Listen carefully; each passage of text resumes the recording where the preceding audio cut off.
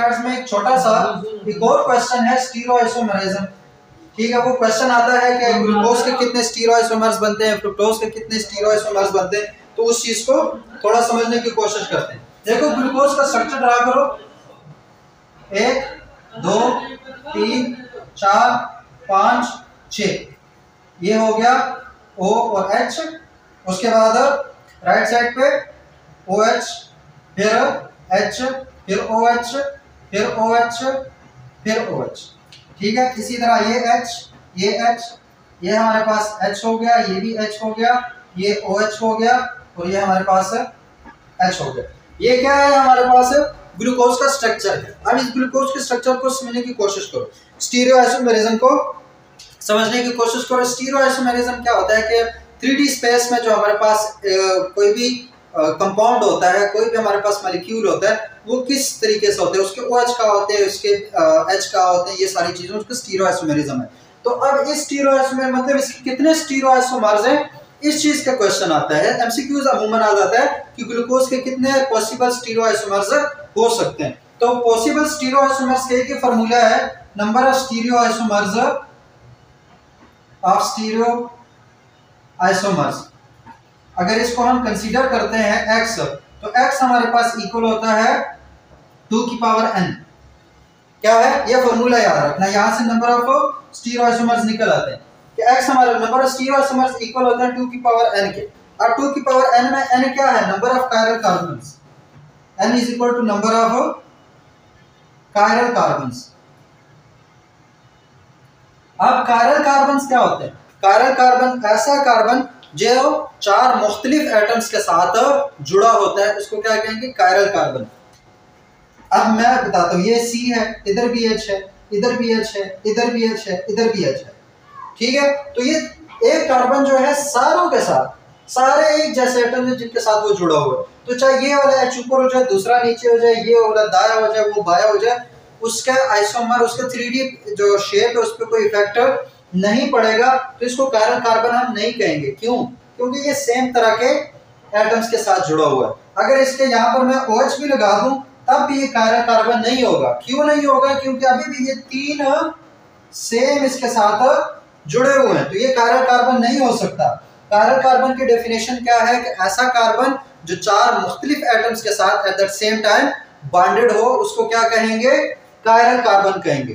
ठीक है, अब कायरल कार्बन की एग्जांपल हम ग्लूकोज से निकालते हैं। फार्मूला तो हमारे पास आ गया, फार्मूला हमारे पास क्या है, x इज इक्वल टू 2 की पावर n, ये तो फार्मूला है। अब नंबर ऑफ कायरल कार्बन्स हमने देखने कि ग्लूकोज में कितने, तो ग्लूकोज में देखो कायरल कार्बन्स के अगर नंबर देखें, ये वाले कार्बन को हम कंसीडर करते हैं, ये कार्बन नंबर 1 है, या फिर मैं इसकी निशानदेही कर लेता हूँ, 1 2 3 4 5 6, 6 कार्बन वाला है। अब अगर इस कार्बन को देखें तो ये इसके साथ H है, एक तरफ क्या है हमारे पास कार्बन है, दूसरी तरफ ऑक्सीजन है, लेकिन ऑक्सीजन जो है वो डबल बॉन्डेड है, और डबल बॉन्ड और ट्रिपल बॉन्ड जो है वो भी कायरलिटी में फिर इन्वॉल्व नहीं होते, तो उसको भी हमने फिर कायरल कार्बन नहीं गिनना, वो 4 मुख्तलिफ एटम्स के साथ बॉन्डेड होना चाहिए। यहाँ पे तो वो ऑक्सीजन डबल बॉन्ड बना रहा है कार्बन के साथ, तो इसका मतलब पहला जो कार्बन है वो तो कायरल नहीं है।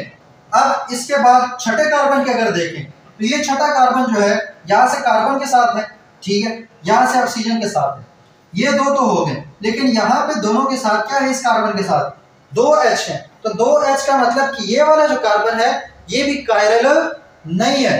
तो कार्बन नंबर 1 और कार्बन नंबर 6 ग्लूकोज का कायरल नहीं है। तो जब वो कायरल नहीं होंगे, बाकी इस कार्बन को देखो, कार्बन नंबर 2 पे यहाँ से कार्बन के साथ है, यहाँ से हाइड्रोजन के साथ है, यहाँ से OH के साथ है, यहाँ से फिर कार्बन, फिर वो आगे से डिफरेंट है, तो ये वाला भी कायरल है, ये भी कायरल है, ये भी कायरल है, ये भी कायरल है, लेकिन ये वाले और ये वाले कायरल नहीं है।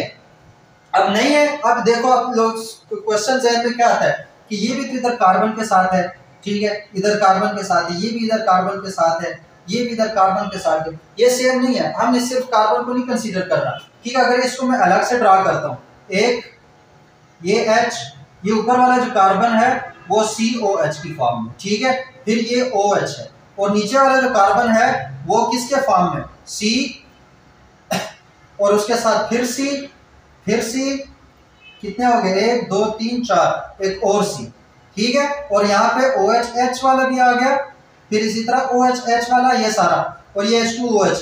तो अब ये वाला कार्बन यहाँ से एक इसके साथ अटैच है, एक इस वाले के साथ अटैच है, एक इसके साथ अटैच है, एक इस सारे के साथ अटैच है। ठीक है, तो इसका मतलब ये 4 डिफरेंट कार्बन के साथ अटैच है, तो ये वाला कायरल होगा। इसे अगर इसको कंसीडर करें तो ये भी डिफरेंट हो जाएगा, इसको कंसीडर करें तो वो भी डिफरेंट हो जाएगा, ये कंसीडर करें तो ये भी डिफरेंट हो जाएगा। इट्स मीन कि ग्लूकोज में नंबर ऑफ कायरल कार्बन कितने हैं? n हमारे पास 4 है। कितना है? 4। कितने? 1 2 3 4। ये 4 हमारे पास क्या है? कायरल कार्बन है। तो ये हमारे पास n अगर 4 हुआ तो नंबर ऑफ स्टीरियोआइसोमर्स कितने होंगे? 2 की पावर n यानी 4, 2 की पावर 4 मतलब 16। तो ये MCQ हल हो गया कि नंबर ऑफ कायरल जो कार्बन है वो ग्लूकोज में 4 थे, तो इसके जो पॉसिबल स्टीरियोआइसोमर्स हैं वो कितने बनेंगे? 16। अब यहाँ से आप बेट पर गलती करते हैं, कभी कभी वो पूछ लेते हैं कि फ्रुक्टोज के अंदर कितने होंगे, तो हम कहते हैं कि उसमें भी 6 कार्बन है, इसमें भी 6 कार्बन है, तो अगर इसके 16 होंगे तो उसके भी 16 होंगे। नहीं, ऐसा नहीं है। अब देखो हम फ्रुक्टोज का स्ट्रक्चर है वो पहले समझ लेते हैं। फ्रुक्टोज का स्ट्रक्चर में क्या है? फ्रुक्टोज के स्ट्रक्चर को समझ लेते हैं। फ्रुक्टोज का स्ट्रक्चर है हमारे पास कीटोनिक ग्रुप का। किस ग्रुप का? 1 2 3 4 5 6 कीटोनिक ग्रुप है, तो जो हमारे पास कार्बोनाइल होगा वो किसी बीच में आएगा। किस में आएगा? बीच में आएगा। तो जब बीच में आएगा तो ये तो हो गया हमारे पास OH, ये H, ये H। ठीक है, इसी तरीके से ये हमारे पास दूसरा, तीसरे में क्या होता है? H हमारे पास यहाँ, फिर OH, फिर OH, फिर ये OH, ये H, ये H, ये H, ये H, ये OH। ये हमारे पास क्या है? फ्रुक्टोज का स्ट्रक्चर है। अब इस फ्रुक्टोज के स्ट्रक्चर में देखो, अब ग्लूकोज में बने पॉसिबल स्टीरियोआइसोमर 16, फ्रुक्टोज में कितने बनेंगे? फ्रुक्टोज में 16 कभी भी नहीं बनेंगे। क्यों? हमने प्रोसेस को समझना है कि इसमें कायरल कार्बन कितने हैं। पहले देखो, ये पहला कार्बन है, ये दूसरा कार्बन है, ये तीसरा कार्बन है, ये चौथा कार्बन है, ये पांचवा है, ये छठा है। 6 कार्बन हो गए।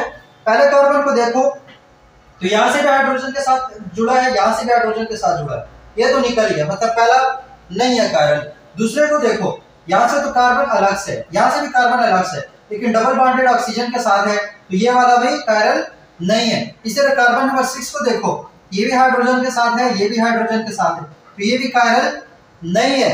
वहां पे देखो एक डबल बॉन्ड नीचे आने की वजह से number of chiral compounds fructose में क्या हो गए? कम हो गए। अब कितने कायरल कार्बन है? 1 2 3। तो यहाँ पे कायरल कार्बन कितने हैं? 3। तो फ्रुक्टोज के केस में n क्या है? 3 है। तो जब n 3 होगा तो नंबर ऑफ स्टीरियोआइसोमर्स क्या होंगे? 2 की पावर n है, मतलब x इज इक्वल टू 2 की पावर 3, मतलब x इज इक्वल टू 8। एक और MCQ हल हो गया। Number of stereoisomers in fructose वो क्या है? 8। Number of stereoisomers in glucose वो क्या है हमारे पास? 16। तो ये स्टीरियोआइसोमर्स के फॉर्मूले से हमने इस चीज को, कायरल कार्बन्स को हमने समझ लिया, हमने मोनोसैकेराइड्स को सारा समझ लिया। ये काम खुद करना है, तो ये सारे का सारा हमारे पास क्या है?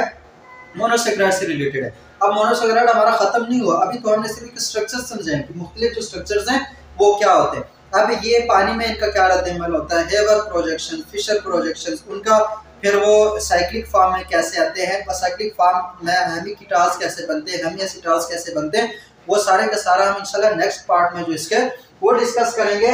आज के पार्ट के लिए इतना ही बहुत है कि हमारे पास मोनोसैकेराइड्स क्या होते हैं, मोनोसैकेराइड्स को किस बेस पे हम डिवाइड करते हैं, नंबर ऑफ कार्बोनाइल कंपाउंड्स पे कितनी क्लासेस हैं, नंबर ऑफ कार्बन एटम्स पे इसकी कितनी क्लासेस हैं, जितनी भी वो क्लासेस बनती हैं उनके स्ट्रक्चर्स क्या हैं, वो हमें बनाना आगे। लेक्चर बहुत इंपॉर्टेंट है, तो वो हमें बनाना आ गए हैं। अब वो हमने बना लिए। हमने ये भी समझ लिया कि स्टीरियोआइसोमर्स क्या होते हैं, एनेंटियोमर्स क्या होते हैं, एपीमर्स क्या होते हैं, ये सारा कुछ भी समझ लिया।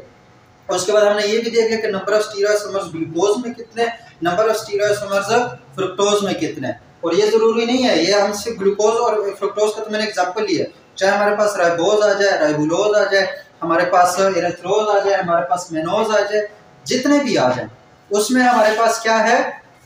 स्टीरियोआइसोमर्स निकालने का कुलिया यही होगा। अब क्वेश्चन आता है कि 16 कैसे बनेंगे? क्या है? 16 कैसे बनेंगे? तो इजी तरीका है भाई, 8 हमारे पास बनेंगे इसके डी ग्लूकोज, 8 हमारे पास बनेंगे एल ग्लूकोज, 8 हमारे पास राइट साइड वाले, 8 हमारे पास लेफ्ट साइड वाले। तो जब हर कार्बन को डिफरेंट होते चले जाएंगे तो उसके स्टीरियोआइसोमर्स काफी सारे बन जाएंगे। इसी तरीके से इसके 8 कैसे बनेंगे, 4 हमारे पास एल फ्रुक्टोज बनेंगे, 4 हमारे पास डी फ्रुक्टोज होंगे। तो ये सारी चीजें हमारे आज के लेक्चर में हो गई हैं।